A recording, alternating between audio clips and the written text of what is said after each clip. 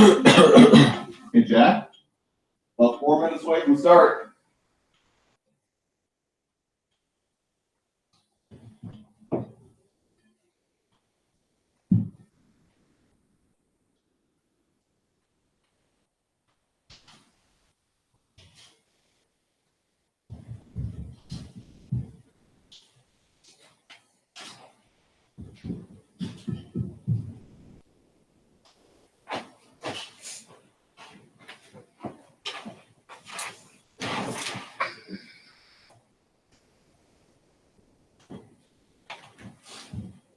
What's the live session code?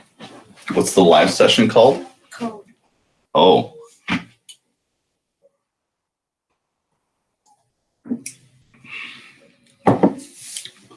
You may want to just grab a seat over here so you'll be able to read the question. You know what I mean? Thanks, Dad. Yeah. No, I mean talking about like getting a folding chair so I can be able to answer questions for the kids. You're mean. Or we can pull over the red chair. No, I'd be too short.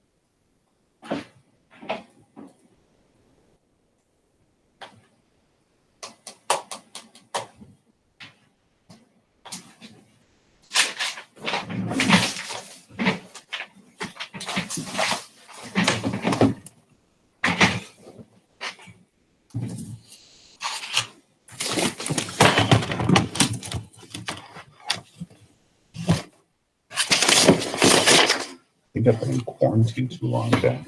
Really? Because now I find myself doubting myself about you being a 7th grader. You're not an 8th grader, right?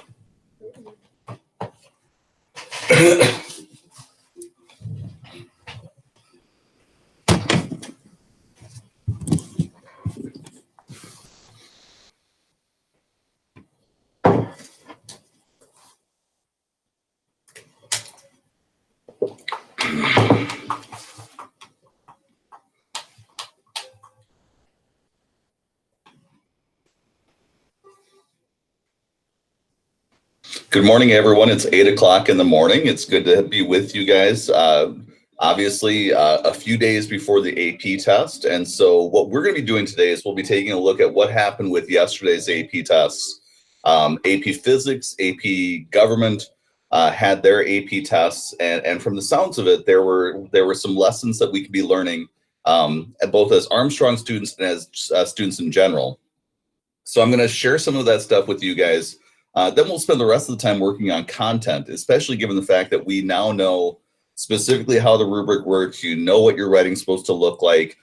You've got practice DBQs that you can be doing over this upcoming week, but we really need to be working on getting proper nouns down, specific content, so that when we're writing our essays, we're not just writing about generalities, we're actually able to discuss specifics. Like one of the conversations that I was in yesterday with one of your classmates was getting into the DBQ that you guys just did, where Teddy Roosevelt is talking about opening up voting rights and talking about the direct election of senators. It's one thing to just announce that there's the direct election of senators, but all you're showing at that point is that you can read.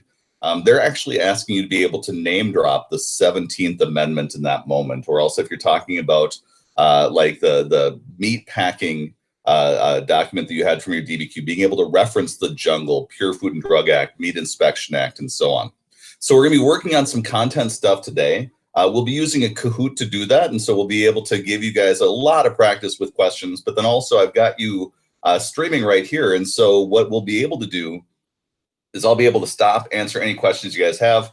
So what I would encourage you to do is have your Google Meet, and then when we start the Kahoot, you'll just want to do a side-by-side screen. That way you'll be able to answer on the same computer where you're watching the questions coming from the Kahoot itself.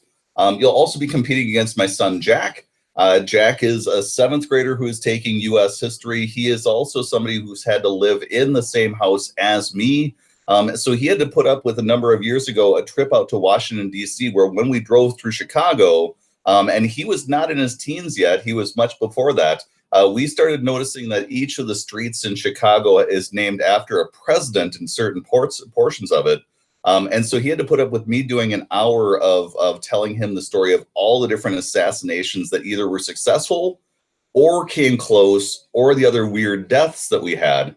So his upbringing has been a little bit more historically founded than others has, and that's either for the benefit or the ill for him. And so for you guys, let me show you a few different things, but he'll be jumping in the Kahoot as well.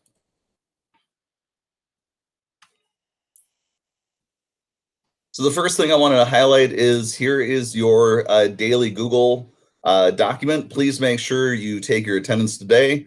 I want to highlight a few different things, and I've got some links up here for you guys. First of all, if you are a fan of the Hamilton musical, the announcement was made yesterday that on July 3rd, the Hamilton musical will be streaming on Disney Plus. So if you're unable to go see it in New York, or if you've not been able to see it when I was on his tour here, at least you can watch the original version that was filmed with the original cast. And so I'm pretty excited about being able to see that.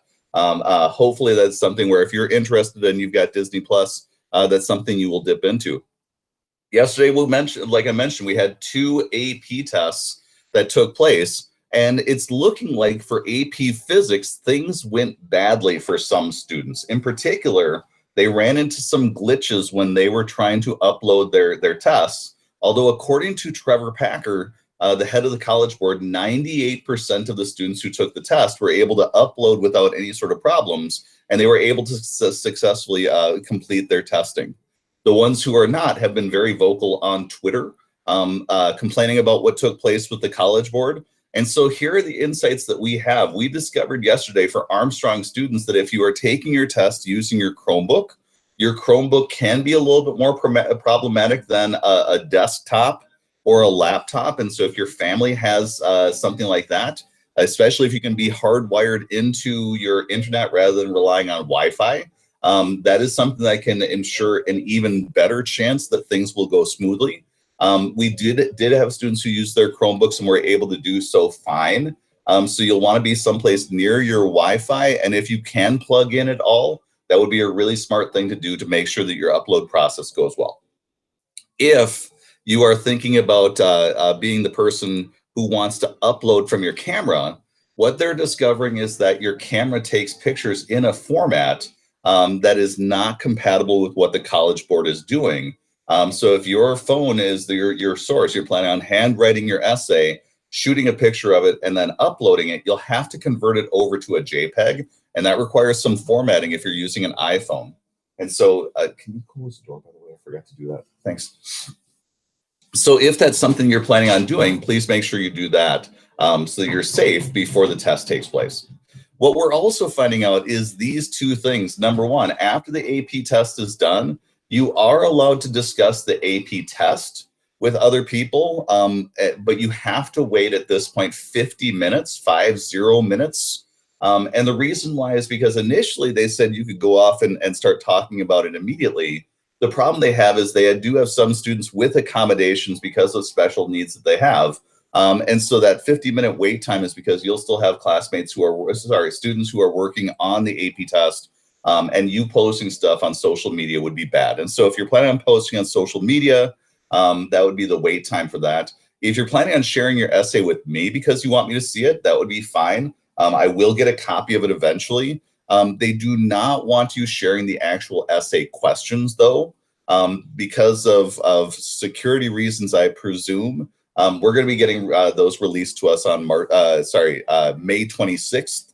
So we'll be able to look at those at that time. So that's the information I've got. The other piece that you should be aware of is I've heard reports that the College Board is actually doing different variations of the test, and I've heard two different things that were taking place. Number one, I've heard that there are actually fully different essay questions that have been sent out to different kids who are doing the AP test. Secondarily, I have heard of examples where students had the same essay question. They had different documents or they had subtly different things, and those were meant to be a trap. Where if you are like shooting photographs, communicating with other people, the differences are subtle enough that if you're having to move quick, it will allow them to catch you cheating if you start answering another question that isn't the one that you're supposed to be answering, but another kid has a version of that. Please, I am begging you, do not do stuff that is unethical with this test. Do not be copying and pasting. Do not be working with other kids. Don't do any of that sort of stuff. I did catch students during our last essay who were doing things that I'm certain that in your other classes that aren't using plagiarism checkers are getting you by during that time period, although it's still unethical if they're not catching you. But in this case, you are running the risk if they catch you cheating of either having your name blacklisted with both the admissions tests, like the SATs, and they're also threatening to send your name to college admissions offices. It is not worth a potential passing score on the AP test if you are jeopardizing your chances of getting into college. Okay. So keep that in mind when you're working your way through. Do your best, plan the best that you can, do the best that you can on the test. And if heaven forbid things don't work out, like I discussed for you yesterday, you are going to be just fine when you get to college. Your content knowledge is going to be fine and secure. If you are struggling with structuring your essays at this point, I found yesterday 2 templates that are listed right here. And so I'm going to also copy these into the Google Meet. Jada, I see your question. For the people who struggled, they're supposed to be able to do the retake that comes up in June. The problem, though, is for some of those kids, they were also indicating problems. Oops, I don't think that's the one that I wanted. Hold on just a second.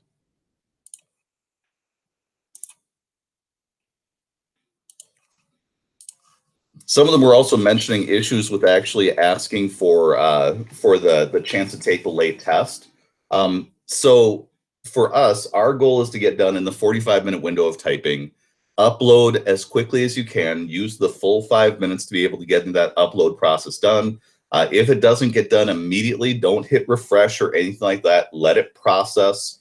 And then if it doesn't work out, take a screenshot so you've got that physical, visual evidence, so you can share that with the College Board as well. So I don't see any other questions from you guys yet, but I'm going to keep my chat up. And so what I've found is a couple Kahoots that were created by other people that have dozens of questions that will allow us to plow through specific facts, details. And I'm going to keep my chat open so that I'm able to watch to see if you excuse me, have any questions. So if you've got any things where you're like, whoa, whoa, whoa, whoa, whoa, I don't understand what that content is. I don't remember what that thing is. I would keep your notebook handy. I would be ready to write down specific facts that you realize that you need to fix up. And that's your key for this week. You need to be working your way through content and figuring out where are your rough spots? How do you make it better? And if we can do that, we can then fill our essays full of not just good document analysis where we can actually summarize what the document means. We could actually bring in outside facts. And in particular, remember the emphasis that I made yesterday, those 2 outside evidence points and your 2 happy points. Those are all outside information pieces that if we can get those, we'll be at a 4 plus contextualization plus thesis. You're then at a 6, and you haven't even done much of anything with the documents at that point. So we want our outside information to be on point. On the other hand, Calvin, you can't view the document? Like, are you saying that you clicked on the link and the document isn't popping up?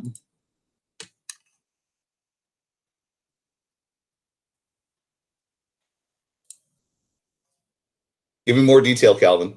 So what we want to be thinking, it says you need permission. Ooh. Thank you, Jack.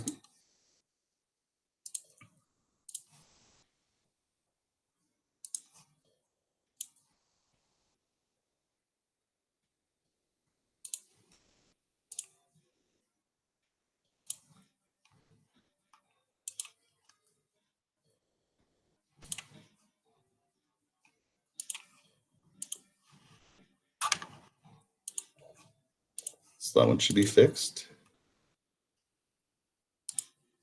If you give it a try now, is it working?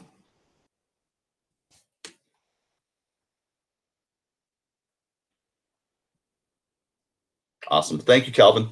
So we want to be able to fill our essays full of outside information. So we'll be using this Kahoot today to be able to help us out with that. If you would, please, I would create a split screen. So what you can do is you can have the chat on one side, your Kahoot on the other side. That way you'll be able to have a side-by-side view, and you'll be able to see the chat going on. Questions will be able to go on your screen.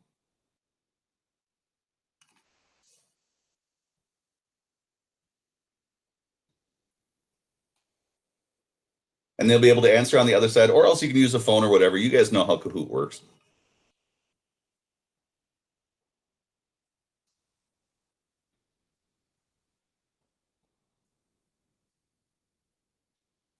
Did you see that there's... Yeah. Jack's actually got a Pac-Man ghost as his icon. That is so sweet.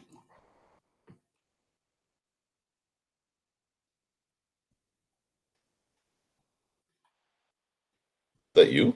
What? No. Oh. I'm sweeter man. That's sweet. Give you a couple more minutes to be able to punch in your name. Couple minutes. Couple seconds. Sorry. I'm doing my best.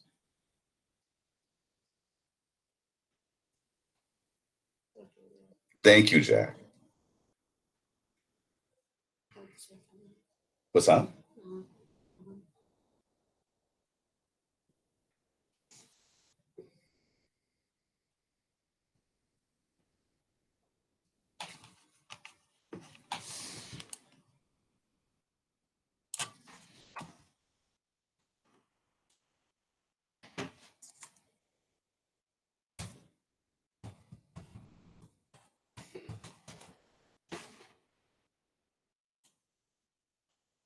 All right, I think we are ready to get going. Here we go.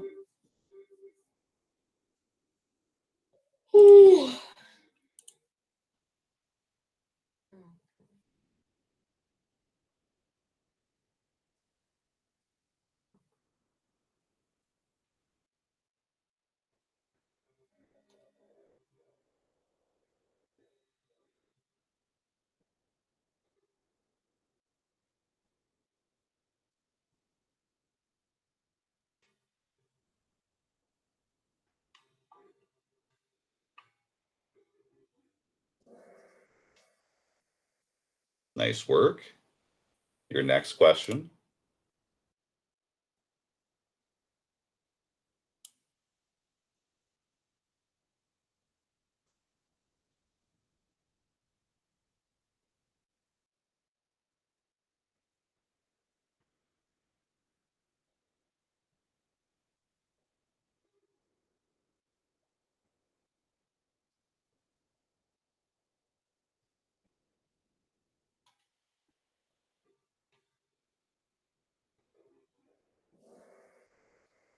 So remember with mercantilism, mercantilism is the idea that we create the British created colonies here in the United States with the idea that they would then create wealth for the home country. Most likely this won't show up on the AP test because we're working with periods 3 through 7, but we are doing some things today to build up contextualization as well. Next question. Where'd you go?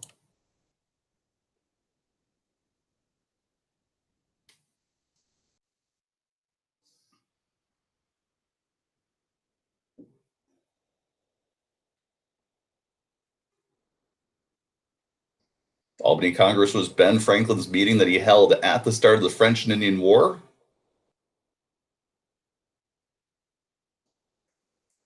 There you go.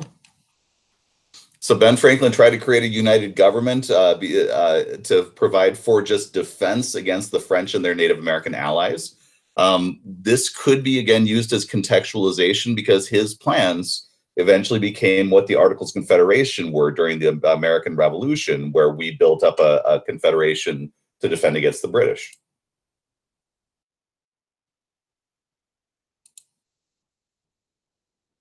Main purpose of the Alien and Sedition Acts during John Adams's.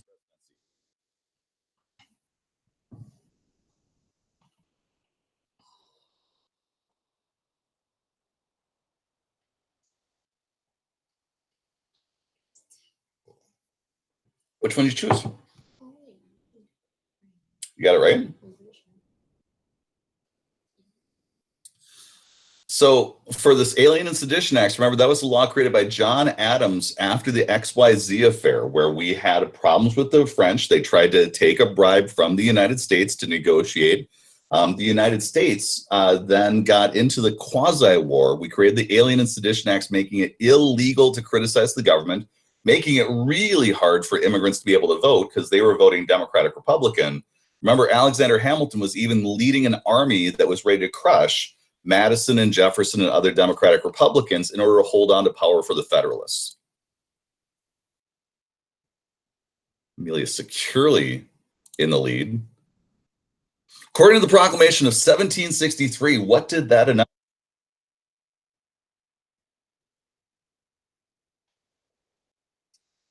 Did you say easy? Yeah. Not for most 7th graders.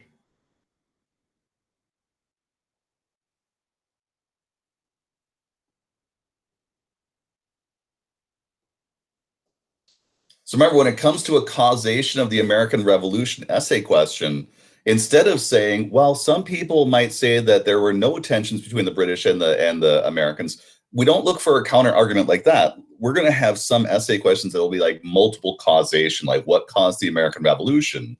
And you could say that while some Americans were really mad about not being able to move out west because of the Proclamation of 1763, other factors like Enlightenment viewpoints, taxes, and whatever were much more important contributors to the American Revolution.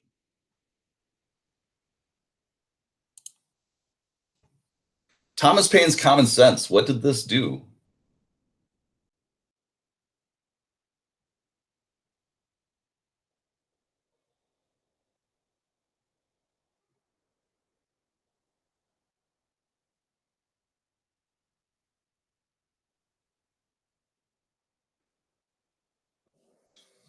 T. Paine's big argument that he was making is he asked the question, why is such a large country like ours being dominated by a small island like Britain?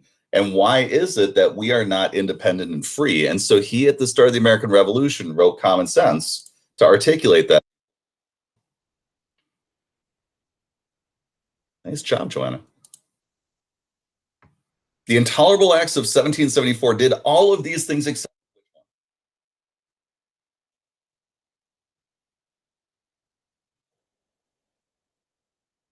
Hi, Ian. We've got the Kahoot code down in the chat section if you'd like to join in. It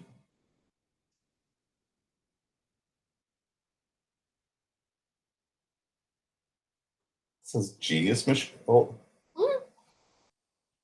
So the Intolerable Acts didn't add any new taxes. They just had punishment for the colonists for being rebellious. They had to pay back their debts from destroying the tea that the king had brought over, and they closed down the harbor until they did so, even though they knew that would make them totally unable to pay back the debts that they had. Perry's even got a flame icon next to her name. That is ridiculous. The Stamp Act Congress was significant for what reason?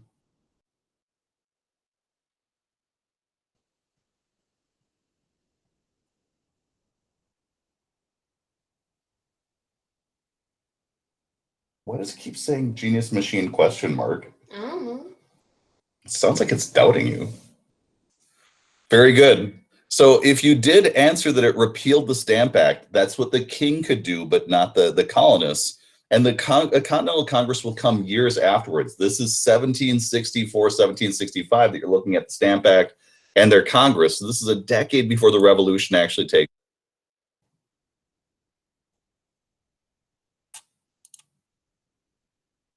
Which of the following was not a result of the French and Indian War or the 7 Years' War, which would be the start of an American Revolution essay?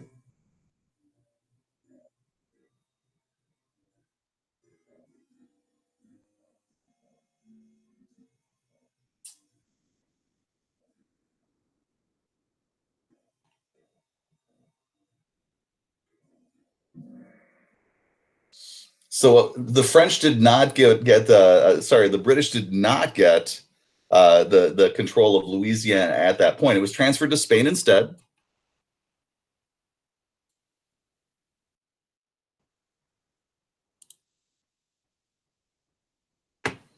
Which of these are the most important reason why the Americans won the Revolutionary War?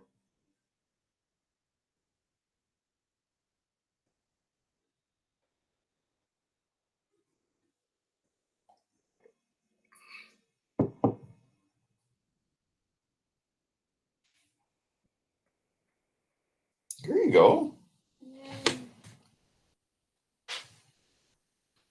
So it's the French coming in, especially after the Battle of Saratoga, that we want to be aware of for the French to be able to join in and help out with the war effort.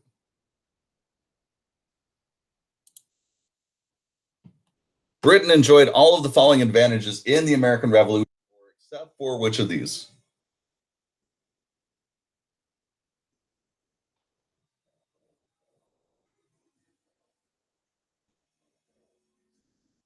You feel like you know most of these, or at least have heard of them?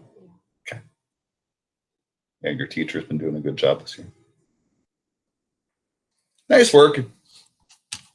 Next question. Ooh, Martin is in the hunt right here. Those who opposed the ratification of the Constitution were called what group?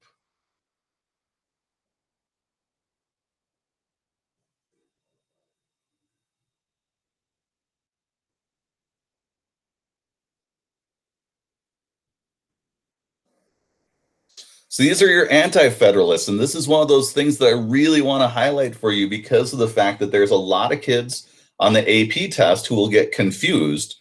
The Federalists and the Anti-Federalists battled over the Constitution. Anti-Federalists demanded that there be a weaker government. They liked the Articles of Confederation. The Federalists wanted a stronger government, but we added a Bill of Rights instead. A lot of kids get confused, though, because they'll recognize in the next time period, we still have Federalists as a party, but they're opposed by the Democratic Republicans. Nora, nice job. Here we go. The American Constitutional Convention of 1787 was dominated by which of these groups?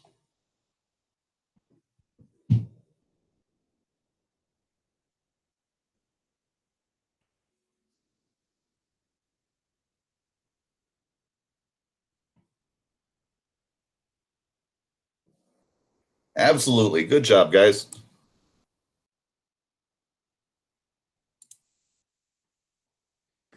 What was the major weakness of the Articles of Confederation?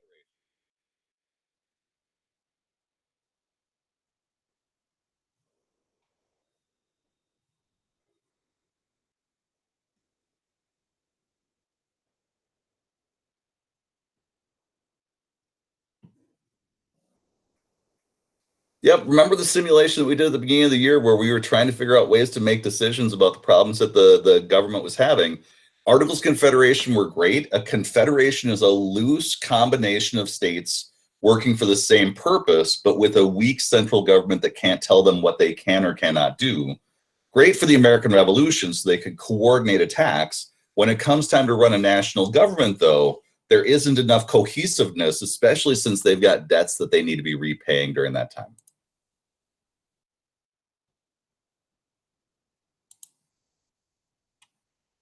Women emerged from the American Revolution with the new responsibility of what? What was seen as the responsibility of women during this time period?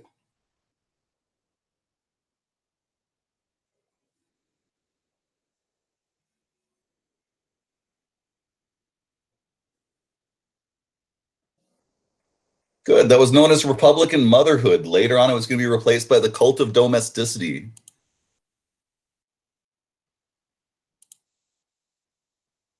Northwest Ordinance in 1787 established what precedent for new territories?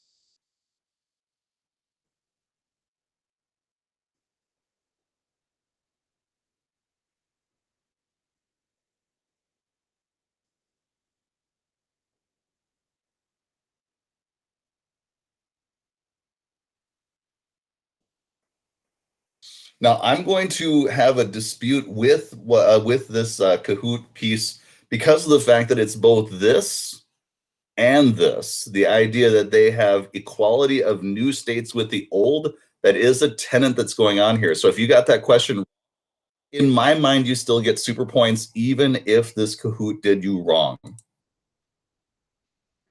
What did Marbury versus Madison establish during the period of John Marshall Supreme Court?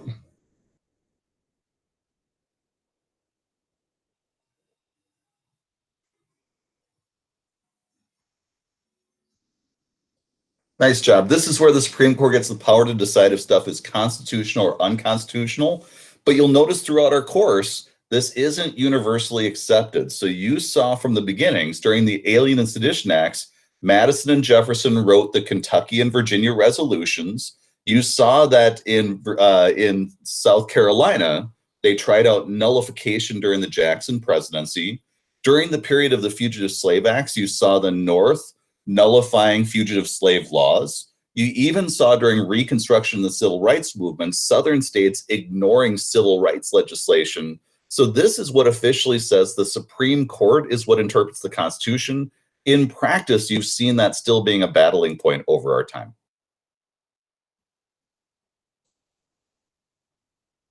What did Washington declare in his farewell address in 1796?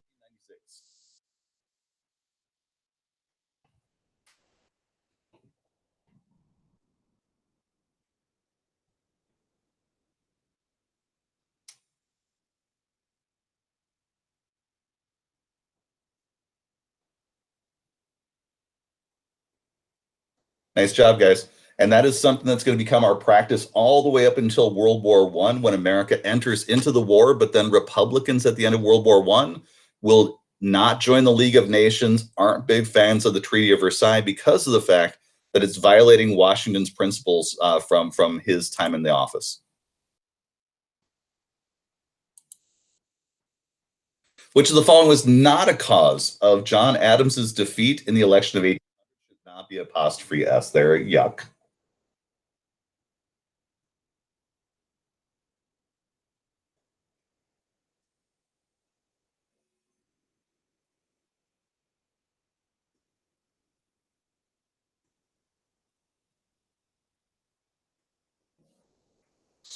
So that one was a tricky one. So when you think about the John Adams presidency, the XYZ affair creates the Alien and Sedition Acts, really divides the country heavily.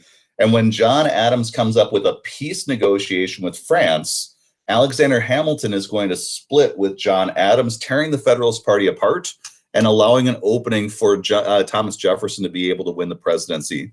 The British harassment of American sailors piece is going to come more with the Jefferson and the Madison presidency.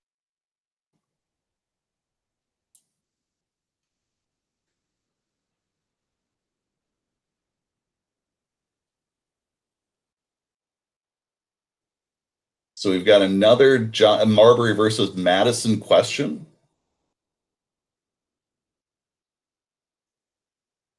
Person who created this Kahoot that I am stealing from obviously really loved this court case.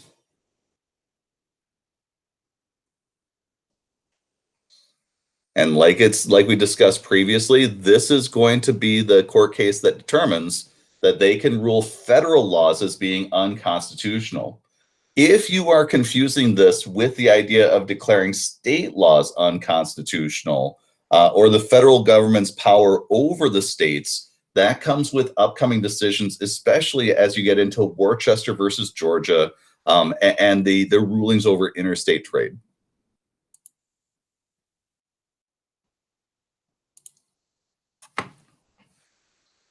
Which of the following is not an accurate description of the Louisiana Purchase?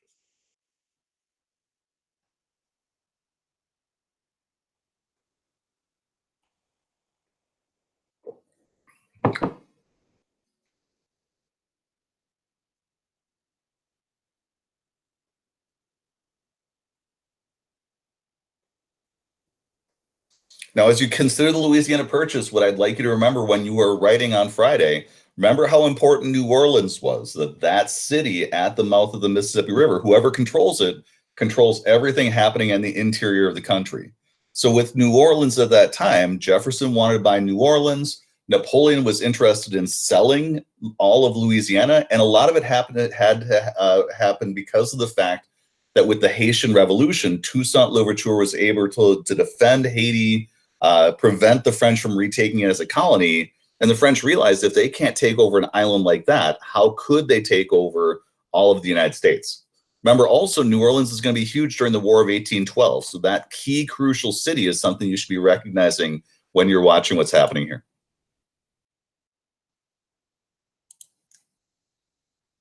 Between 1806 and 1809, non-importation, non-intercourse, and embargo acts sought to do what?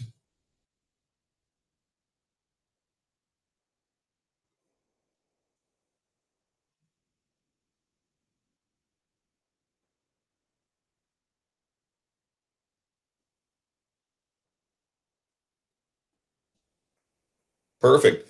When we think about these acts that are happening right here, we are worried about the French abusing us, but much more so we're worried about the British because they're engaging in capturing of our ships, impressment of our sailors. They also possess Canada, and they're encouraging Native Americans to attack colonists in the Ohio River Valley. So when you look at the Jefferson and Madison time period, we do have problems with France. It's just that England is a much more immediate threat to us in a number of different ways.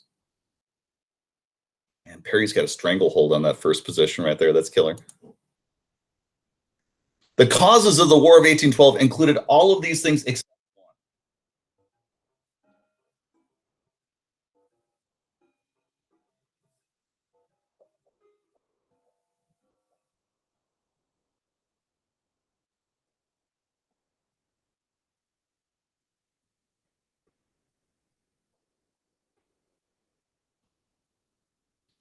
now, the point that you have with that green one, strong sectional rivalries, that what this question is giving you as an option is the idea that the North and the South were so mad at each other that they could unite if nationally we got into a war.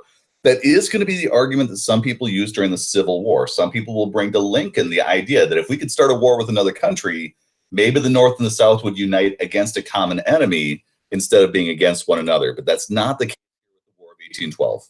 Nora surges to the lead. The issuance of the Monroe Doctrine was prompted by what? What led to the Monroe Doctrine?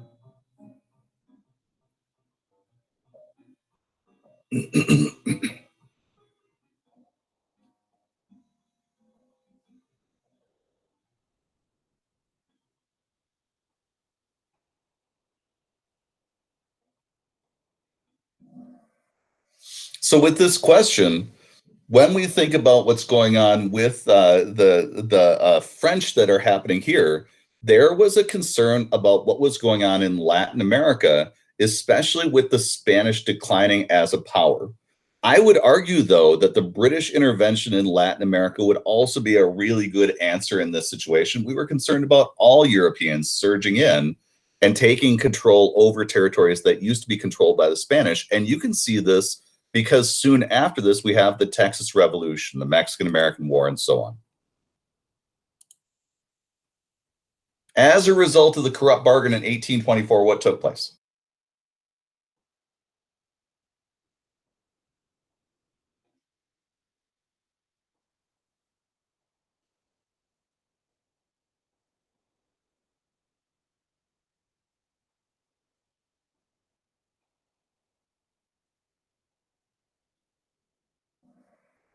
Remember, this is the moment that ends the era of good feelings. The Federalist Party died during the War of 1812 because they opposed the War of 1812 right at the moment that we won.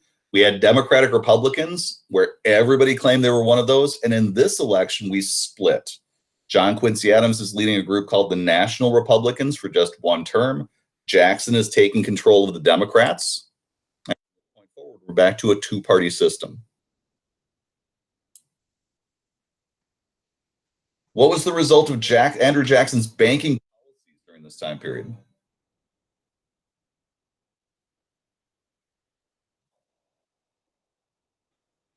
are you doing? Not that great. 14. 14th isn't bad. So all of these things took place. Remember that as Andrew Jackson killed the Bank of the United States, we had thoroughly unregulated wildcat banks around the country that were printing paper money, encouraging people to buy land, over speculating, and that helped to create the Panic of 1837, especially when Jackson, at the end of his presidency, created the specie circular and announced at the last minute, oh, by the way, all of that paper money that you've been printing up, I'll only take gold and silver as payment for land in the future. Everybody cashes out their money at the same time period. They all try to get their hands on gold and silver. The banks all implode. It goes horrible. Nice job, Calvin. In resistance to civil government, what did Henry David Thoreau say that an individual must do if the government is acting in an unjust way?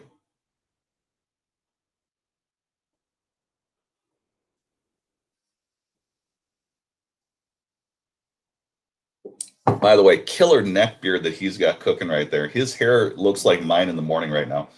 He is the guy who's going to inspire Martin Luther King Jr. with his idea of civil disobedience against laws that are unjust. He will also inspire Gandhi in India when he is resisting the British.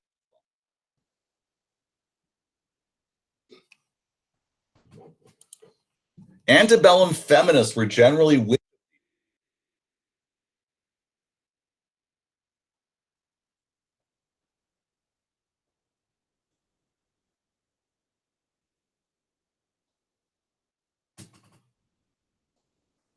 Remember, these women were involved in the cult of domesticity, inspired by the Second Great Awakening, and many of them were devoted to different issues like feminism, women's suffrage, abolitionism, temperance, public education, a whole host of different issues are what they're in.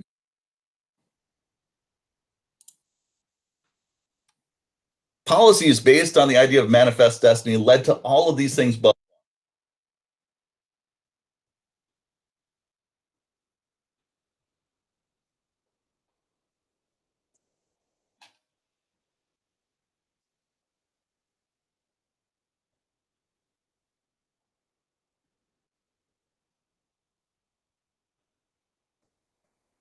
you got it. Democratic Party stayed strong throughout this time period. It did split in half during the Civil War, but it still represented a huge chunk of the United States. But we're going to find that with Manifest Destiny, all of the events are taking place that are causing tension sectionally.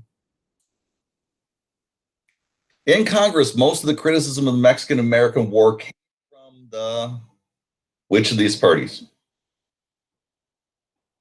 That was quick.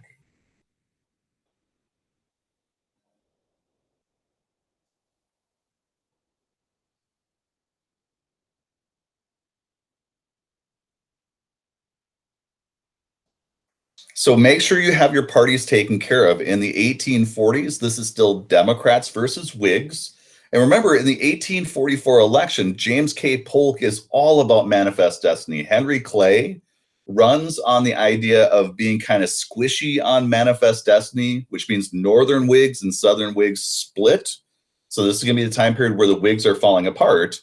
The Republicans will come in the 1850s. And so if that was your guess, that's going to be coming later.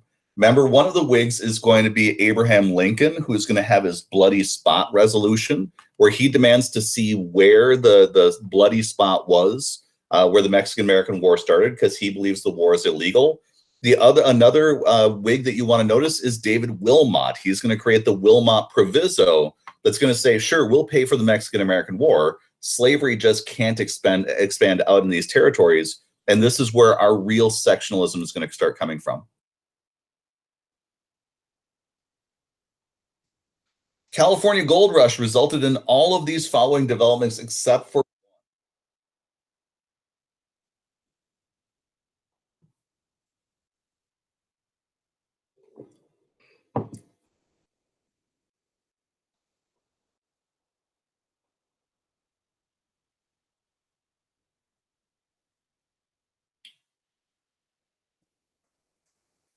So we didn't have the kidnapping of Chinese workers. We did bring over Chinese workers to work inside the United States. on the railroads to be able to work on the West Coast. But as far as kidnapping thousands of Chinese people, that's not what is taking place. The application for California statehood caused turmoil in Congress for one of these reasons.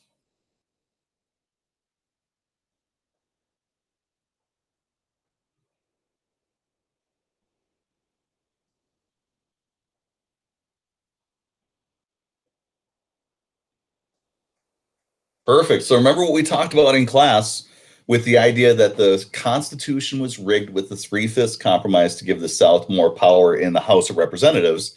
That's now gone because of immigration and birth rates and the structure of the South with plantations and whatever. The Senate had been balanced because of the balancing of one slave, one free state, like with the Missouri Compromise. This would disrupt that. And the only thing standing in the way of slavery then being removed would be the presidency, which is going to cause Lincoln's election to be such a bad. The Know Nothing Party, what are they into?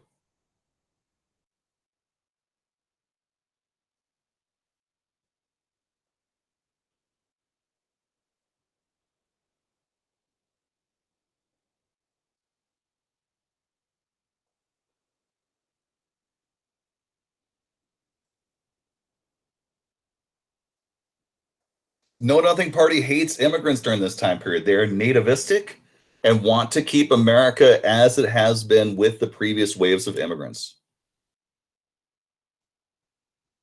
Perry's got 9 in a row. The flame icon is cool.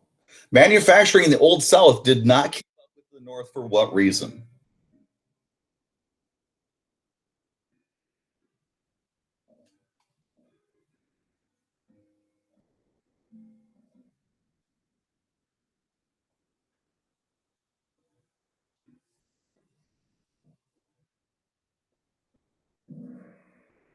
So when we look at what's going on with cotton, the wording of that question is kind of awkward because what we discussed in class, we talked about Hinton, our helper, and the idea that he had that the South needed to industrialize.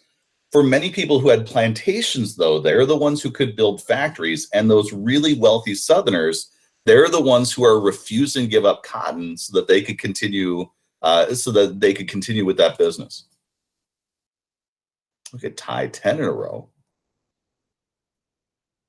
What lesson did white Southerners learn from the Nat Turner Rebellion in 1831?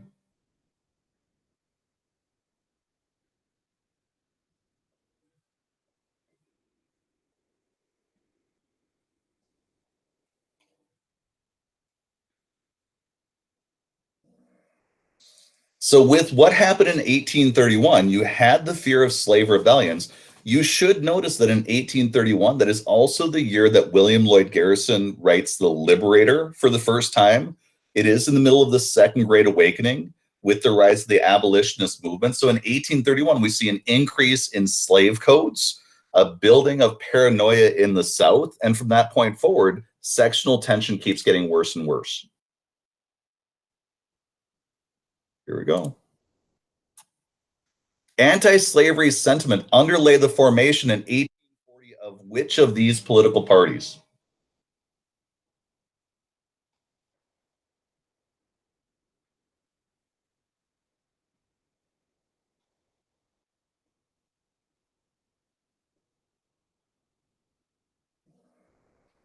The Liberty Party is a really good party to be able to talk about in the 1840s because when they pop up in the 1844 election, we have Whigs, we have Democrats, Henry Clay and James K. Polk. The Liberty Party runs a candidate at the same time. And what they end up doing is they end up taking votes away from Henry Clay in the state of New York in the burned over region. Just that little bit of pulling votes away was enough to allow the election of the person on the other side of the political spectrum, James K. Polk, who then started the Mexican American War and rapidly started expanding slavery. So, for many of these individuals, when they got into politics, it backfired completely. And many of them start looking for other tactics to use in abolition because this third party approach didn't work out the way they wanted it to. Southerners agreed to the Compromise of 1850 for what reason?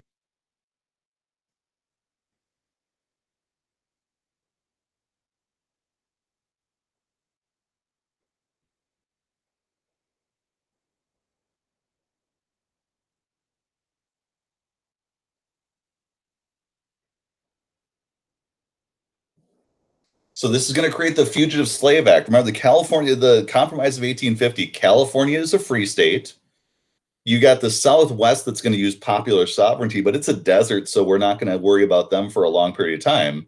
We are going to end the slave trade in Washington, D.C., and we're going to pass a stronger Fugitive Slave Act that turns all Northerners into people responsible for catching slaves. In the North, then, they're going to start passing personal liberty laws that says you don't need to bring back slaves. And if you guys remember from the essay that you did a couple weeks ago, one of the northern states announced that they were against slavery in the 1850s. And many kids wrote in their essays, oh, look, the North is now getting rid of slavery. They had done it a long time ago. What that statement was making was that not only is slavery illegal technically, but also anybody who wants to ignore the fugitive slave laws is allowed to do so. So these Northerners are going to do what they hated South Carolina doing with the nullification crisis. They're going to start nullifying federal laws, and they're going to take it in their own hands to determine what is constitutional and what is not.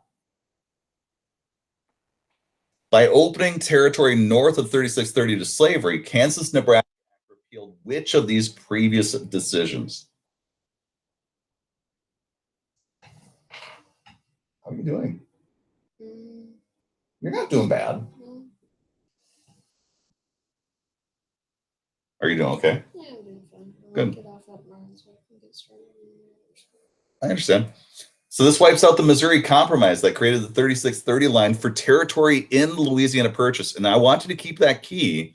When you think about the Missouri Compromise, it only affects territory that we got in the Louisiana Purchase with Jefferson. Any additional land gain is fair game. That's the reason why California was such a big deal in 18. In 1848, the Free Soil Party platform called for each of these things except for what?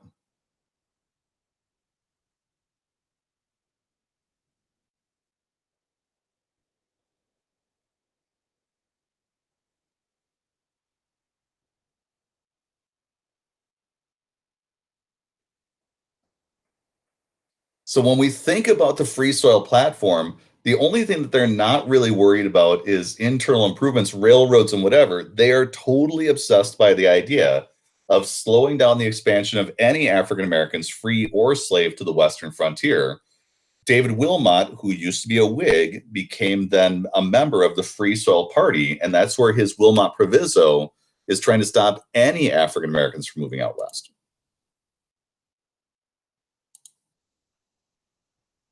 What was decided in the Dred Scott case?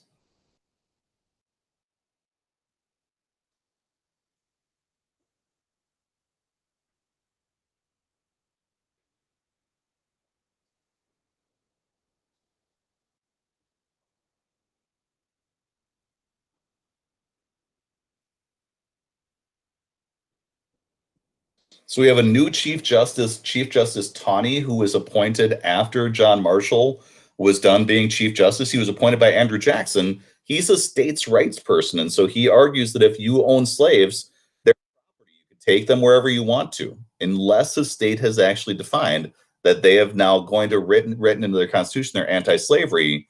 You can take property where you want to. What was the Republican Party in 18 about? It is going to be about all of these things except for one.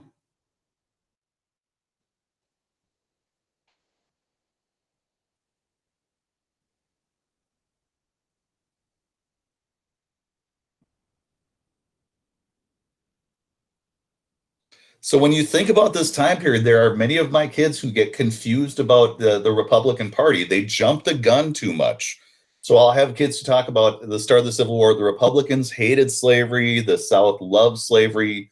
The Republican platform did not touch the idea of abolishing slavery. They instead were talking about a transcontinental railroad and tariffs, which is very much the Henry Clay plan, free homesteads out west, which is the Free Soil Party's idea. But they're not really touching the idea of abolition. They're trying to bring together a wide group. And abolitionists have a choice between either a party that is totally in favor of slavery, the Democrats, or the Republicans, who seem to be trying to limit the spread of slavery. But this abolitionist piece doesn't come from Lincoln until midway through the What did the Emancipation Proclamation do?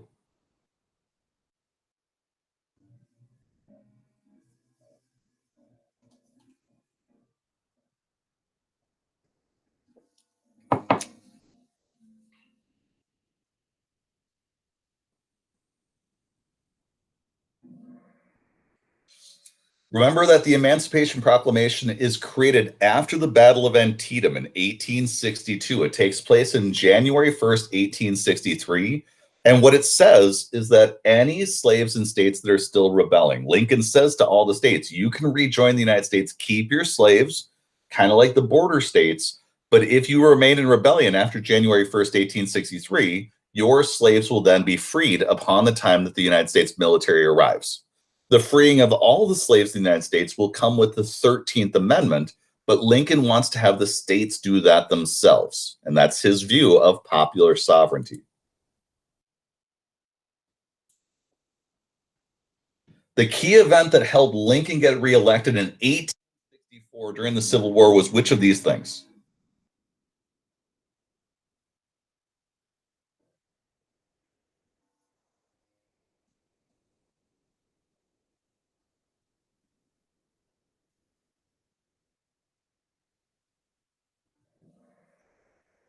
So when you think about what took place with the war itself, you had two major battles that were key as turning points. Antietam in 1862, Gettysburg in 1863. Following 1863, Lincoln decides to send Grant through Virginia, Sherman through the South, but he was running for election against a Copperhead, General George McClellan, who was running to end the war. And McClellan kept saying in 1864, America, the North can't win the Civil War until Sherman was able to capture Atlanta in the fall of 1864, convincing everybody in the country that the North was going to win eventually. Ty's got a streak of 19 that is ridiculous. What did the 14th Amendment do?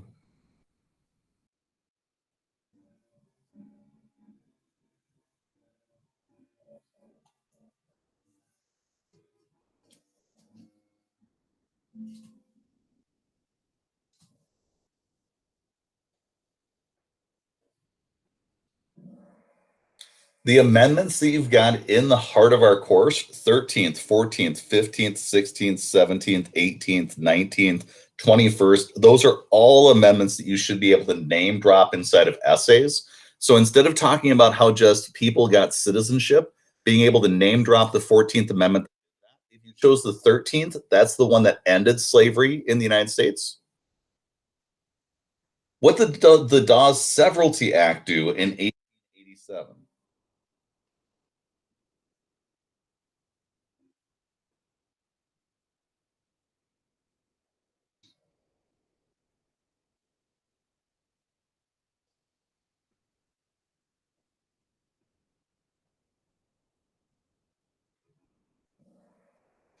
Good job. So remember that Native Americans were initially moved onto reservations. Warfare is still going on. There were people who still wanted the land that the Native Americans had. And eventually, the Dawes Severalty Act forced Native Americans to become homesteaders on their reservation land, in land that wasn't suitable for farming. They took away the rest of the land and confiscated it. And that became the normal up until the FDR presidency.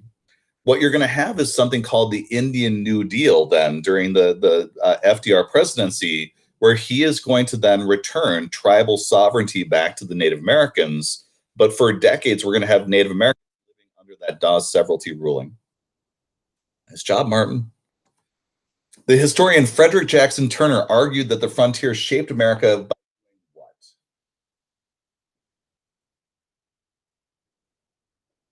And the blue one is supposed to be stimulating if you're looking for a term that is not a word, stimulating.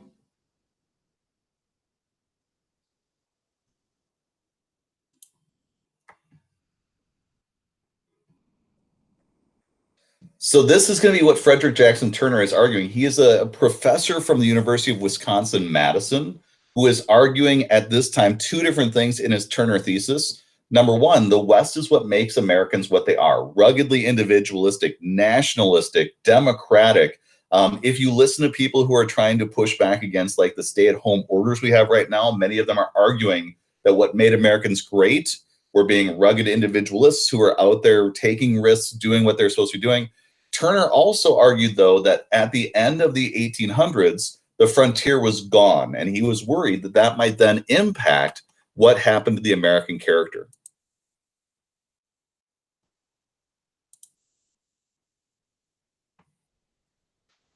What are the two factors that stimulated westward expansion?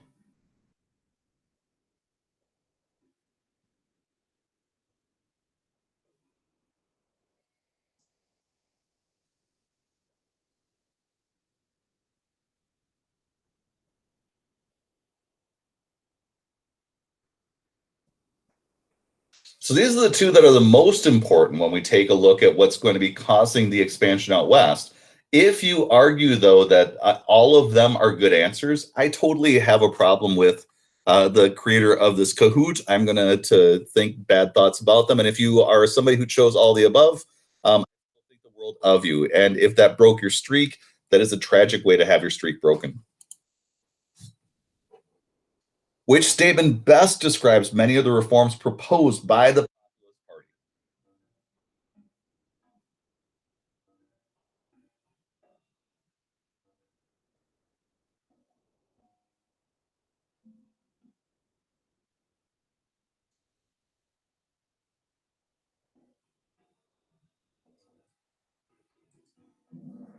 Remember with the populists, they had ideas about making money out of silver. So they had bimetallism. And most people in the cities were like, that would create inflation.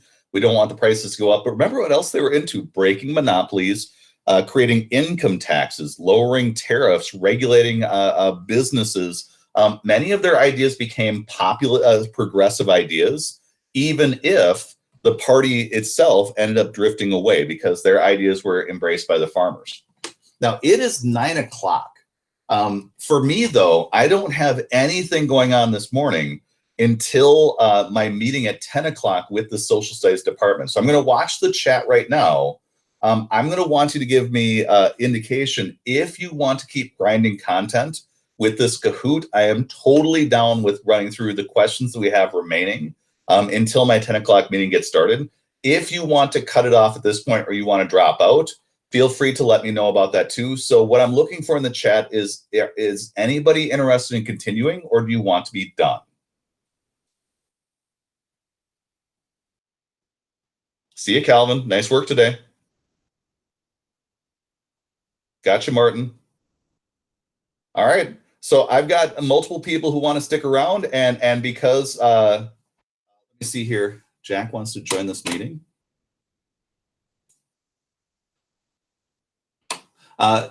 Because there are people who want to stick around, I will keep going until I see people stop registering answers. And you don't need to feel bad about anything. If you asked about sharing this Kahoot link, I can absolutely do that. So I'll be sharing that with you after we get done with our game today. So let's continue. If you're sticking around, Jack is out. Oh wait, I should have turned that off. You're all good. Don't worry about a thing. Thanks for playing with me. I'll see you later. All right, here we go. No problem, Nora. I'll see you later. See you, Alexander. So, what was one of the main things that was believed by the farmer alliances during this late 1800s period?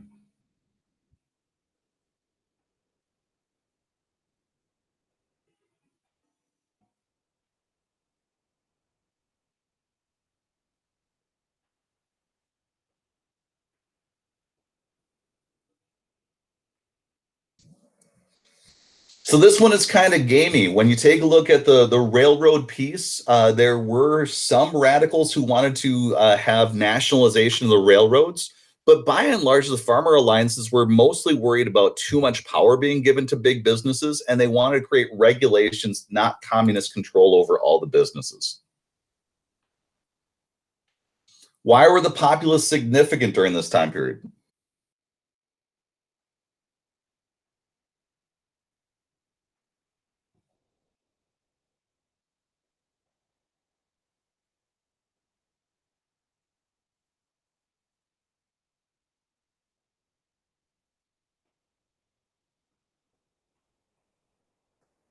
This is one of our few third parties that ever are able to escalate into becoming major party status. And in fact, the Democrats and the populists are going to merge together into the modern Democratic Party. And you can see that in the label that we have in the state for the DFL, the Democratic and Labor Party. Why did farmers want to coin massive amounts of silver in the late 1800s?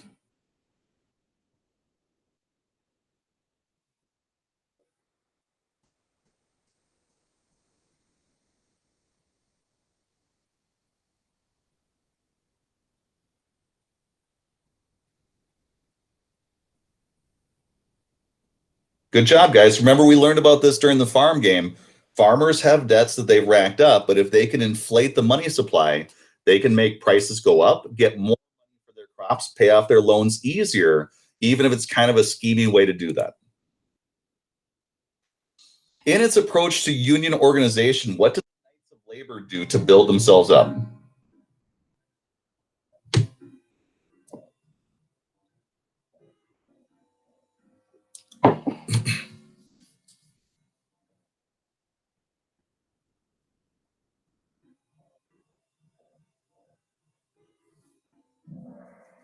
So this union decided to invite both skilled and unskilled laborers to join their union. The problem is it's really hard to negotiate like that.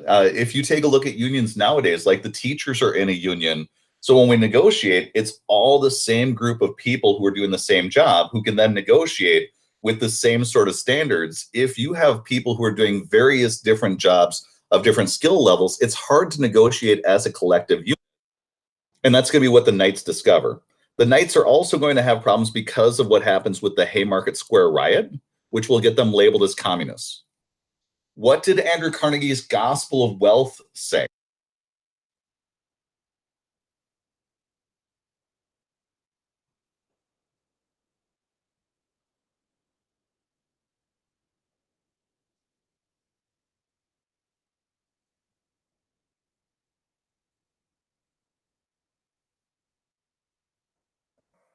So remember, Carnegie believes in the idea of investing money in ladders to prosperity in order to help out people during this period of the belief of social Darwinism. So they're building libraries, they're building opera houses.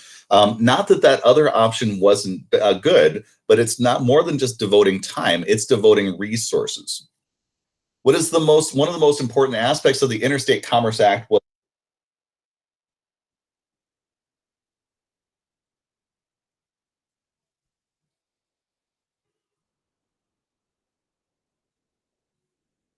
oh, this question is a mess. So if you get this wrong, you officially have my apologies at the start. It is the first attempt to regulate businesses during this time period. If you chose the green option, though, I do not blame you one bit because this Interstate Commerce Act was created after the Wabash cases. And if you remember, we had a court case, Munn versus Illinois, where the state of Illinois started regulating railroads to try to do things to rein in their pricing. Then in the Wabash cases, the Supreme Court said, nah, the states can't regulate interstate commerce, the federal government gets to do that. And this law was written in such a way that it did virtually nothing, kind of like the Sherman Antitrust Act. It did virtually nothing to actually the abuses that these businesses had. So if you got dinged for that, my apologies. Both social Darwinism and classical economics agree that what?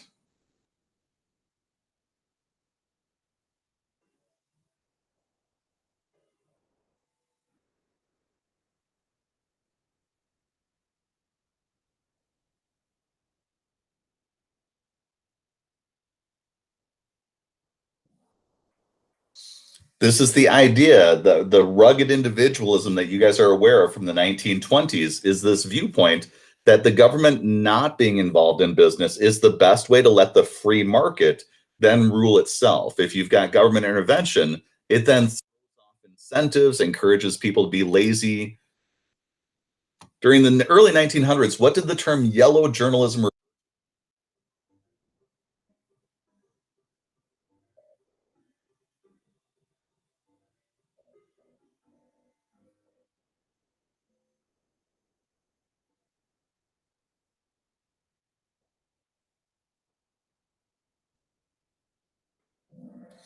Be careful with this term because with yellow journalism, it does describe a style of journalism that is sensationalistic to try to get people to buy newspapers.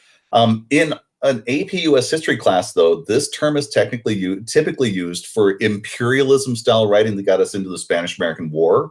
If you're writing about the progressives, you'd want to use the more specific term of muckraking, which is technically an element of yellow journalism, but it's more specific to progressivism.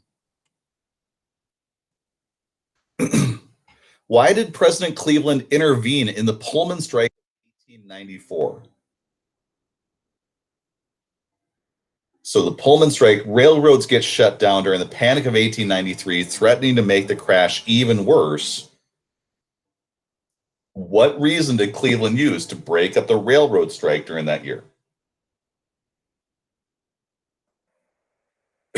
He had the railroads put a train car on every train that was delivering the United States mail that made the strike illegal because it was blocking the delivery of the United States mail.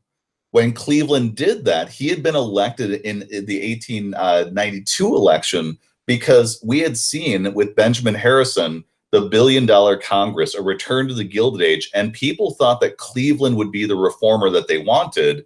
When he acts this way during the Panic of 1893, farmers in particular feel like the Republicans are against them.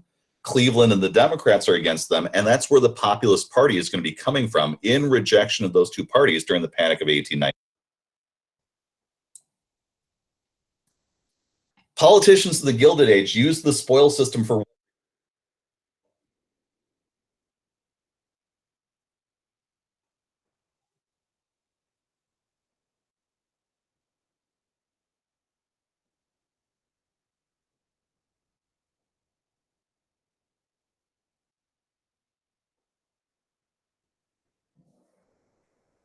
This is the tricky thing about the spoil system is during this time period, if somebody helped you get elected, you would get them a job inside the government, and that was the way the election process worked.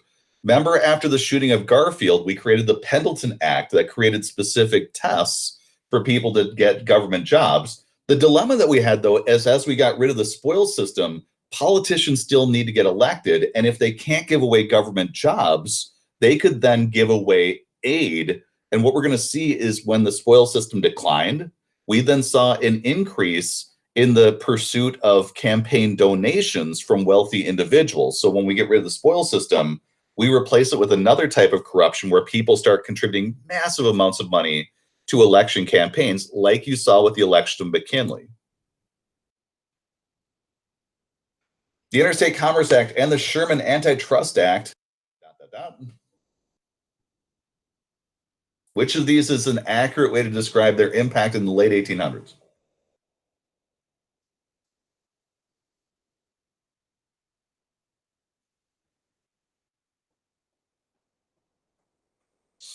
So in the late 1800s, that green answer is true. If we talk about during the progressive era, especially with Teddy Roosevelt and Taft, they're going to be using both of these laws to aggressively try to break down monopolies, but that's going to come years after the creation of these two laws. Which statement is the truest for the open door policy?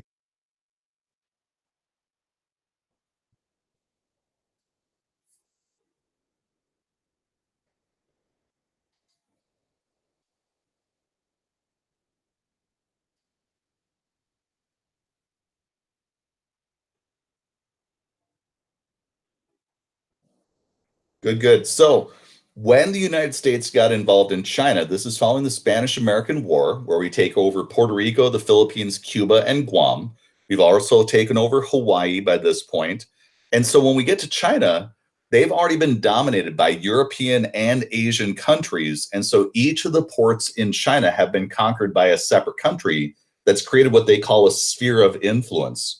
America is going to arrive and create their open door policy that says, fine, England can be controlling Hong Kong, but America gets to use all the ports because it's going to be an open door to trade with the United States. And nobody can really block the United States because as a result of the Civil War, and in particular the Spanish-American War, we have a gigantic military, and this is during the period of Teddy Roosevelt's big stick diplomacy. So if anybody wants to mess with us, our Great White Fleet can come and blow them up, especially with our new coaling station out in the Pacific.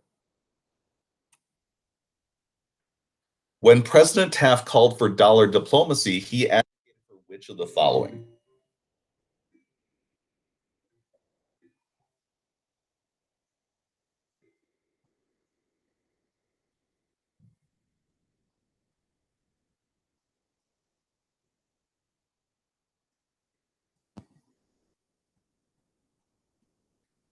Good job, guys. What he is talking about is he wants to put American businesses into foreign countries so we can influence them not just politically, but also economically. So this is a layer added on to Teddy Roosevelt's big stick diplomacy. Which of these is not a reason for why we went into the Spanish American?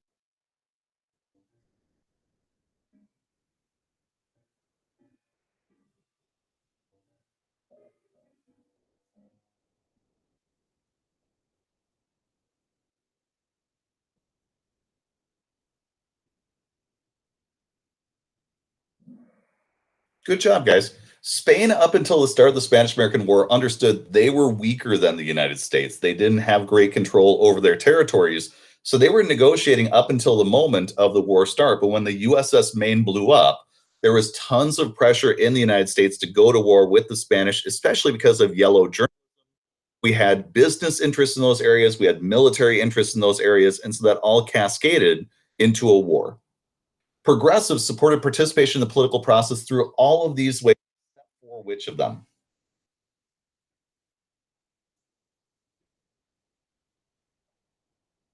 So this is participation in the political process.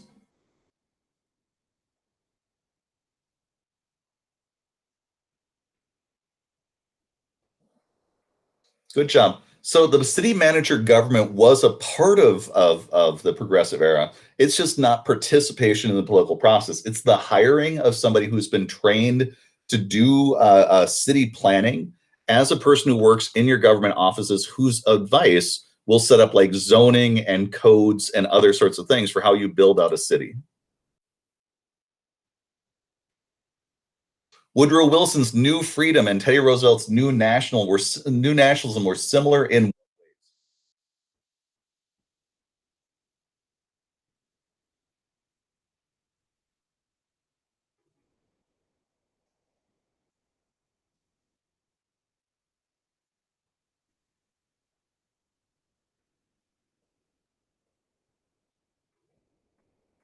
Good job. So Teddy Roosevelt's New Nationalism argued that there were still good trusts and bad trusts. New Freedom with Woodrow Wilson was the idea that all monopolies are bad, but big government is also bad. So Wilson planned on making the government big enough to break up every monopoly in the United States. And then once he successfully got rid of all the monopolies and he had small businesses, he would shrink back to small government, and that would become our new normal. When we get to 1914, Woodrow Wilson announces that new freedom is over because we've got an issue with World War I and we need mass production capability. So he resorts to new nationalism as he starts nationalizing our production process. World War I brought about which of the following social and economic changes in.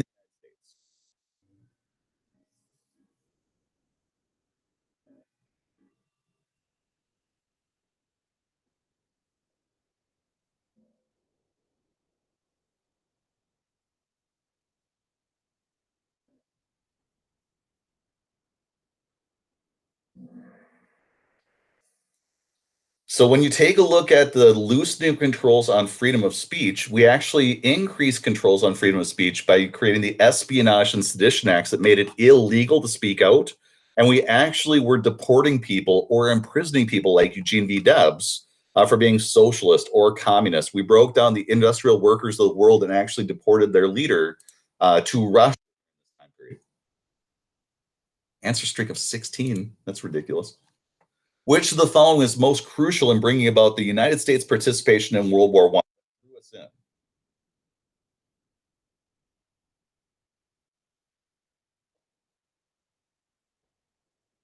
Oh, this is a bad question. Oh, I'm going to feel so bad if your streak gets blown up by this because there are two options that are good.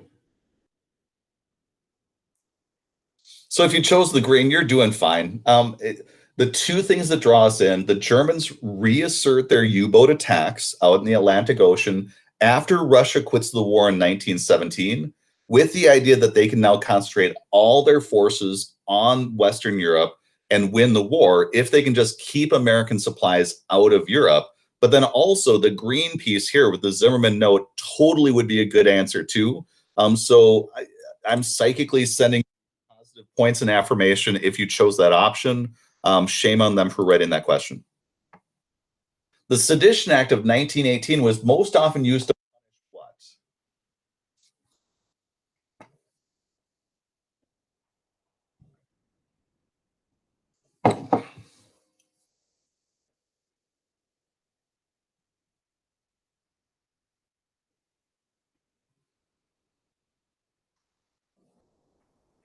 So it's going to be most often used to attack people, and this is the Sedition Act that you're taking a look at. So if you chose immigrants, that's going to come with our National Origins Act that we have coming in the 1920s.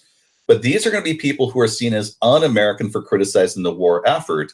Many of these are communists, socialists. They're arguing that there are war profiteers. If you remember the term merchants of death, they're accusing America of being involved in a war to protect business interests by causing the death of Americans. And so this is something that is going to be undermined by the United States government with the Espionage and Sedition Acts.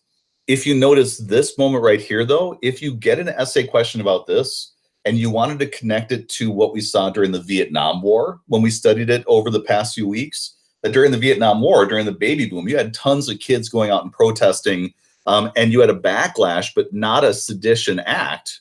We're going to find that that's a time period, especially with the size and number of the baby boomers who are in college. Germany's notorious Zimmerman telegram did which of the following?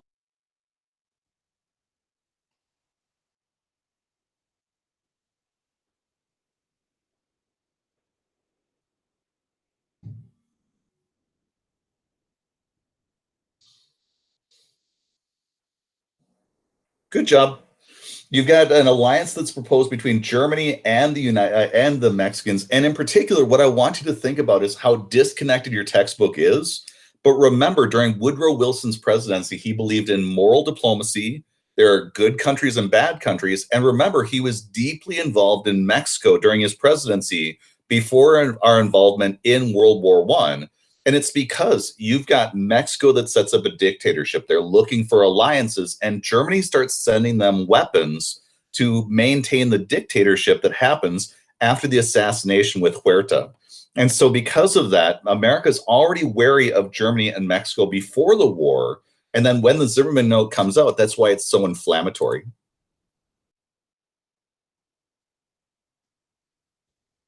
The Red Scare in 1919 was influenced by all of these.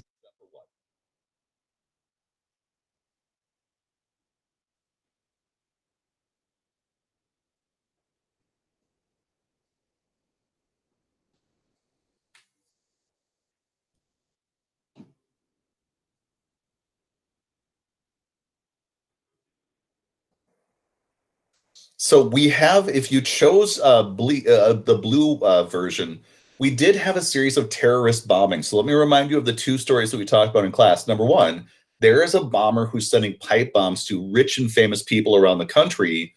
One of them gets sent to A. Mitchell Palmer, the attorney general, and he starts leading the Palmer raids to try to track down radicals inside the country who are doing these things. Also in 1919, we have a terrorist who brings a bomb to Wall Street and triggers it remotely.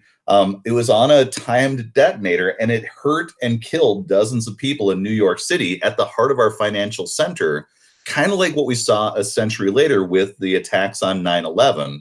And so those are going to be what they're referring to with the terroristic bombings. World War I is done in 1918, and so it can't be the answer in 19.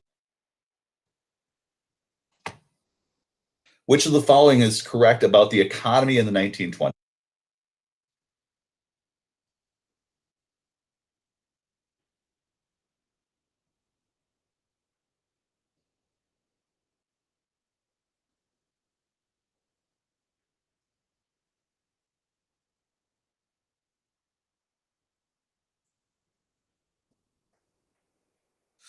So let me highlight for you because there's a tricky economic term that's going on. If you chose the red, we do have a shift to the production of consumer goods.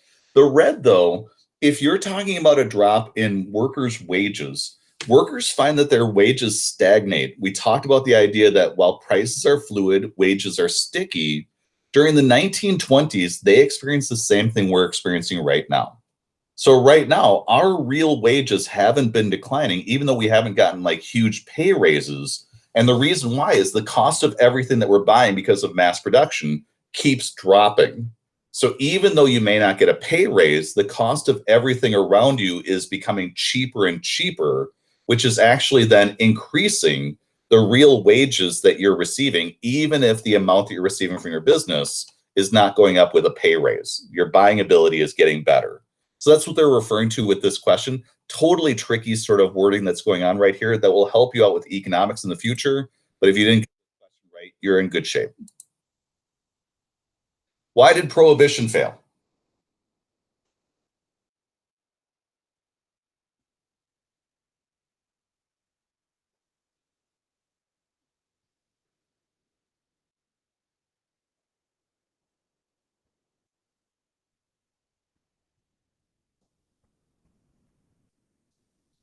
So when we take a look at what happened with prohibition, we had the problem that we had a lot of people in the United States who were not in favor of supporting the law. Just because organized crime was not was involved in this doesn't mean that prohibition had to fail in that sort of. Sorry if your streak got wiped out. My computer got a little bit laggy, so I'm wondering if my wife got on with her session. We're trying to do e-learning together. So, which of the following best describes the administrations of Harding, Coolidge, and Hoover?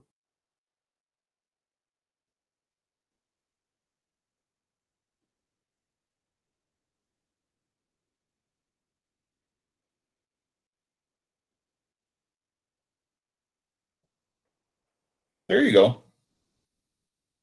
So, the business of government is business is the famous phrase from Calvin Coolidge with the idea that we need to deregulate and get businesses working the way that they should in the 1920s with the hope that that roaring business will then do good for the United States.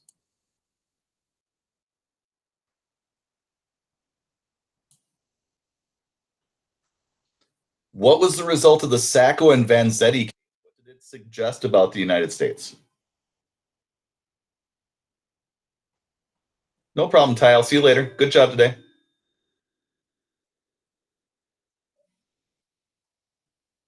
So when we take a look at the Sacco and Vanzetti case, we're going to find that we've got a feeling of nativism going on with that court case. That's going to lead to these guys getting convicted. Um, See you, Sophia.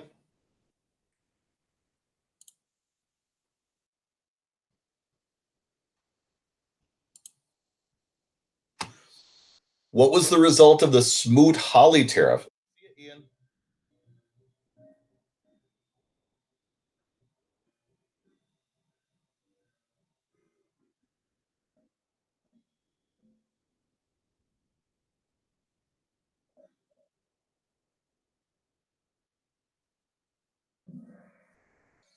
So the Smoot-Hawley tariff led to a bunch of countries increasing their tariffs against the United States, and this happened during the Hoover presidency when we needed more free trade rather than less. And so it actually hurt our people inside the country and made the Great Depression worse. Now, for those of you who are still around, I'll keep going until I see nobody answering anything. So if you're still sticking around, you're good. What did the Social Security program of 1935 provide?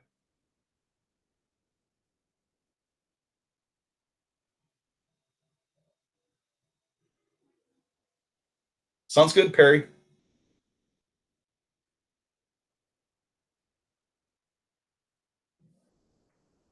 So we're going to have with the Social Security, the thing that most people recognize is old age pensions paid for by taxes. But we do also have unemployment benefits that are being paid out to people who are losing their jobs during this time period. So it's creating a safety net for unemployed and older people.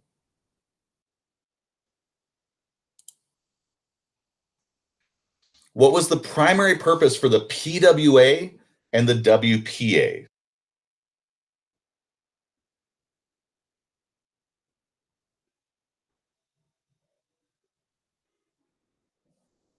You got it. Good job. These are our works programs that are trying to stimulate the economy with government spending on jobs. Creating these jobs that are going to be very much not high paying, but they'll keep you alive and help you to stimulate the economy until people can get hired back by businesses. In addition to putting young men to work, what was the main purpose of the CC?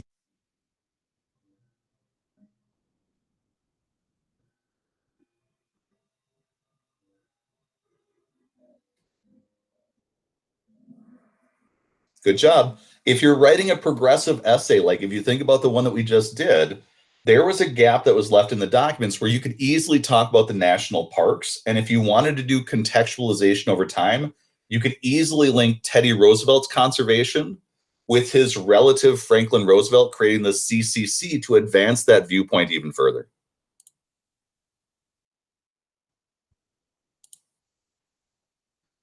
The diplomatic strategy behind Lend-Lease program was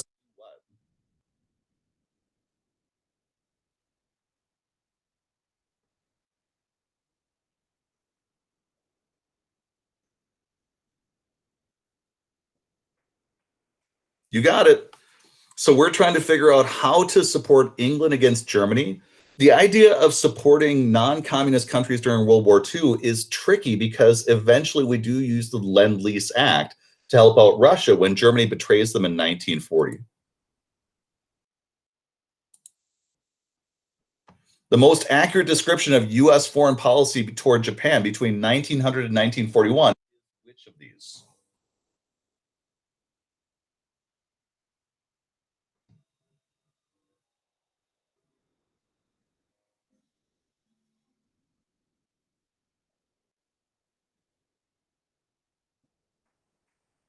That one was tricky. So remember with the Japanese, we are involved in imperialism first at the beginning of the 1900s. After World War I, we don't give Japan anything in the Treaty of Versailles. We then create the Washington Naval Conference, trying to restrict the size of their navies and the buildup of them imperialistically. Up until 1941, though, when they invade Manchuria and other parts of China and take over other territories, America is trying to figure out ways to slow them down without actually directly getting involved in violation of the Neutrality Act. Nice job, Amelia. Why were the battles of the Coral Sea and Midway important in World War II?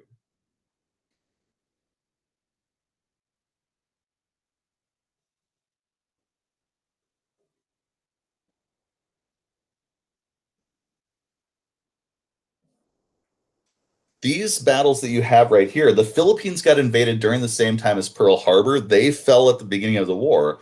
Coral Sea, though, was part of the attempt by Japan to invade Australia. Midway was to take over a military base near Hawaii. When America won those battles, Japan's spread stopped, and then we could start island hopping backwards. What was one of the most important things that happened on the front during World War II?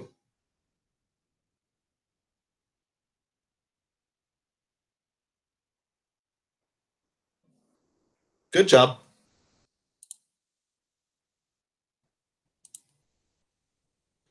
Which of the following was agreed to at the Yalta Conference at the end of World War II? Yalta was FDR, Churchill, and Stalin talking about what was going to happen, and it was around the time that Germany was about to fall. Perfect. They divide Europe up. They're dividing Germany into military zones. We're going to find that eventually that leads to the Iron Curtain.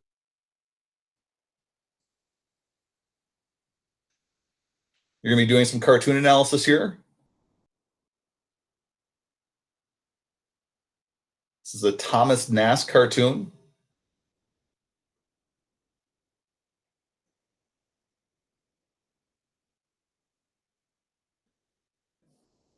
Perfect. This is showing Boss Tweed and the Tammany Hall machine influencing elections during this time period.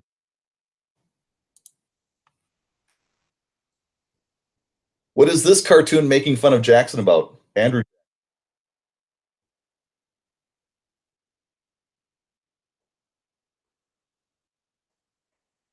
Perfect. What's going on with Andrew Jackson is he's using the veto power to expand the power of the presidency during a period where every previous president had been worried about going too far. Andrew Jackson does not worry about that.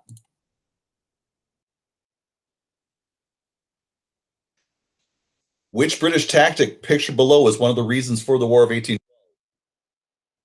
What is this showing you?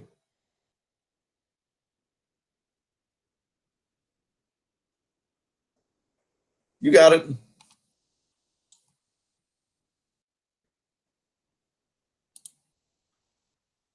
Compromise of 1850 was created by what person known as the Great Compromise?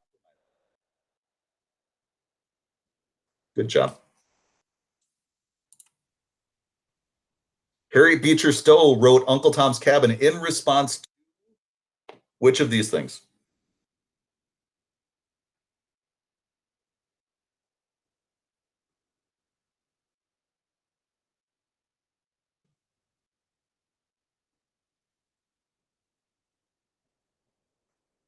Good job. She saw the Fugitive Slave Act getting pushed, the idea that people had to become slave catchers in the North. That's the reason why she wrote such a provocative book about how bad slavery actually was. The ideology that led to Bacon's Rebellion would have motivated which of the following groups?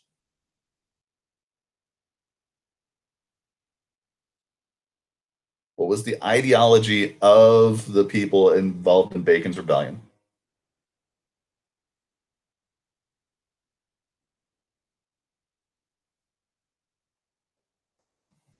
So this is the idea that you are resisting central government, especially if you disagree with their tactics.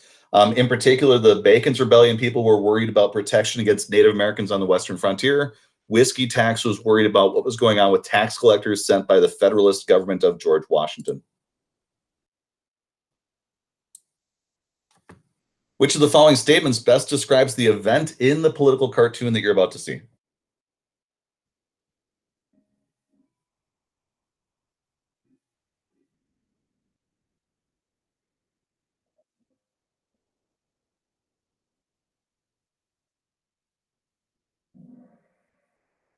So you're taking a look at intimidation tactics that are happening in the South, where if you're African American, you could vote in some places, but you are facing white intimidation that if you voted the wrong way, you might get lynched.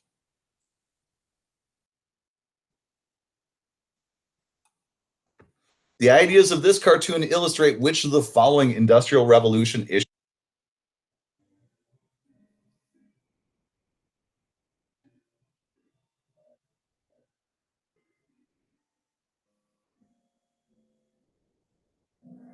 You got it. Good job.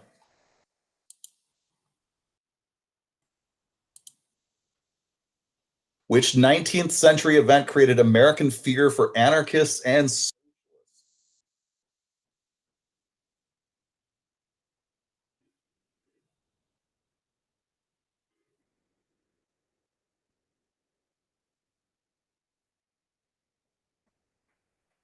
so what happened with the Haymarket strike is you had an anarchist who dropped a bomb into the center of a group of police officers.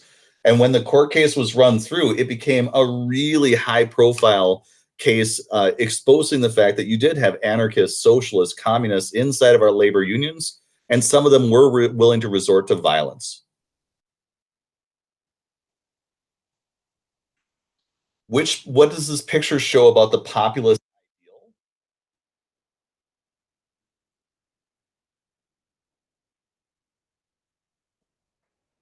So this is William Jennings Bryan, and this is him showing bimetallism. This is reflecting his Cross of Gold speech, where when he ran for election in 1896, he argued, "You're not going to press down upon me a crown of thorns. You won't crucify me on a cross of gold." And he was arguing that we should have a 16-to-1 silver to gold ratio, where we should start coining all sorts of money, gold and silver, to hyperinflate our money supply.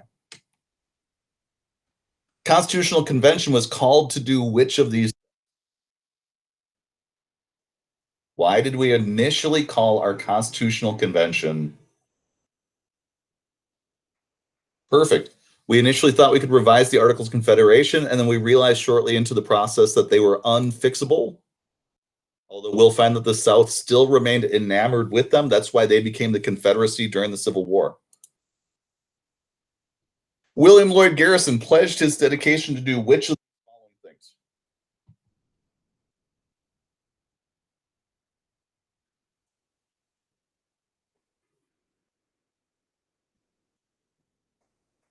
So think about William Lloyd Garrison. By this point, the slave trade from outside the country had been ended in 1808. He was somebody who had initially been part of the American Colonization Society to send people back to Africa. But in 1831, he announced in his Liberator that he was involved in the immediate abolition of slavery in the United States because he saw it as an evil. Final question. The phrase first 100 days refers to which of these?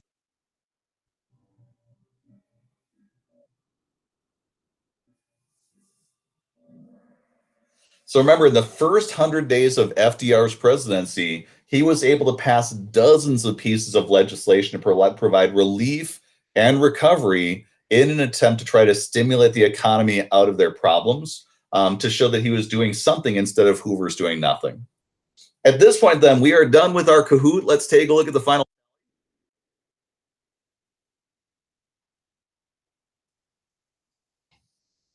Oh my goodness, they've even got a podium celebration and a spotlight. Holy cow, I haven't played Kahoot in a while. This is ridiculously good. And your names are even dancing. I am so impressed by all of your work. It's been fun being with you guys talking about history stuff. We're going to do the same tomorrow. I've got a different Kahoot that we'll be able to use to run through even more content. And if you found anything today that content-wise you need help understanding or reviewing, just let me in and let me help you out. Otherwise, work on that today. But the number of proper nouns that you can get down that you could pack into your essays beyond just generalities, the better off you'll be. You guys have a great day. I will see you tomorrow at 8 a.m.